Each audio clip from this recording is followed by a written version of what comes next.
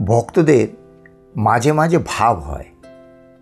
Doctor সরকার এসব পছন্দ করেন না। একদিন শ্রী রামকৃষ্ণের সামনে নরেন্দ্রনাথ গান গাইছেন। ডাক্তার সরকারও সেখানে উপস্থিত। গানটি হলো চিদানন্দ সিন্ধু নীরে প্রেমানন্দের লহরী, মহাভব রসলীলা কি মাধুরী মরি মরি। ডাক্তার সরকার এক মনে শুনছিলেন। গান শেষ হলে তিনি বললেন, চিদানন্দ সিন্ধু নীরে এটি বেশ। ডাক্তারের আনন্দ দেখে শ্রীরামকৃষ্ণ বললেন, ছেলে বলেছিল, বাবা একটু চেখে দেখো, তারপর আমাকে ছাড়তে বললো, ছাড়া যাবে।